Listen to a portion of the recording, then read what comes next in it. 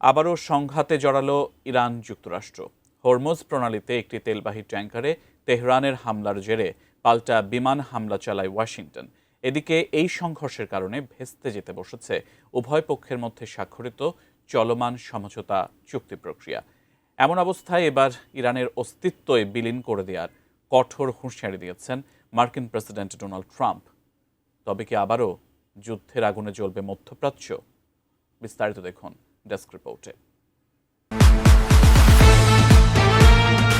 Iran যুক্তরাষ্ট্রের মধ্যে স্বাক্ষরিত চলমান সমঝোতা চুক্তি প্রক্রিয়ার মধ্যেই আবারও সংঘাতে জড়িয়েছে দেশ দুটি। ফলে পুনরায় উত্তপ্ত হয়ে উঠেছে মধ্যপ্রাচ্য।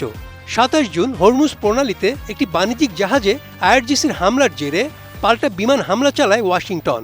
পাশাপাশি মধ্যপ্রাচ্যে থাকা মার্কিন ঘাঁটিগুলোতে একাধিক হামলা চালায় আইআরজিসি।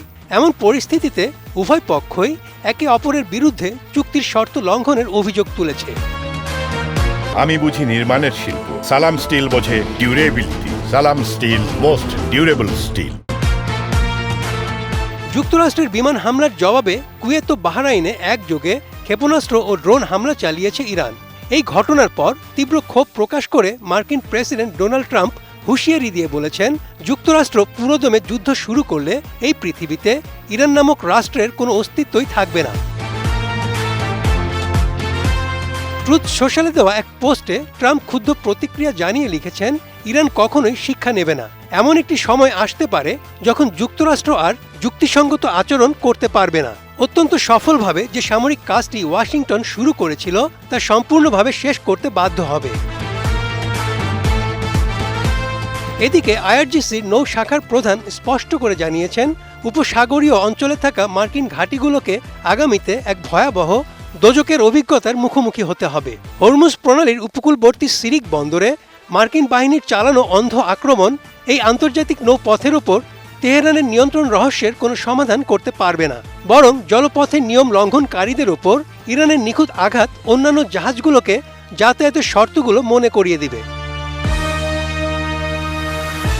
রণক্ষেত্রের পরিস্থিতি আরও জটিল করে তুলে আইআরজিসি দাবি করেছে, তারা ইতিমধ্যে কুয়েতের আলিয়াল সালেম বিমান ঘাঁটি এবং বাহরাইনের পোর্ট সালমান নামক স্থানে অবস্থিত মার্কিন পঞ্চম নৌবহরের প্রধান কার্যালয় লক্ষ্য করে জোরালো হামলা চালিয়েছে।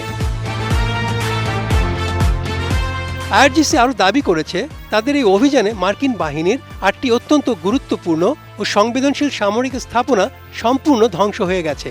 ইরানি সামরিক বাহিনী স্পষ্ট করে বলেছে, যে কোনো অজুহাতে শত্রুর যে কোনো ধরনের আগ্রাসন বা ছোটখাটো লক্ষ্যবস্তুতে আঘাতের জবাবেও তারা এমন বিধ্বংসী ও চরম প্রতিরোধমূলক উত্তর দিবে।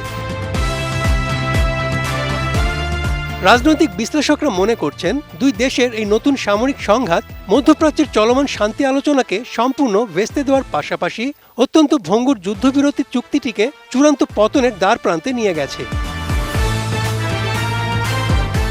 Desk report, ATN news.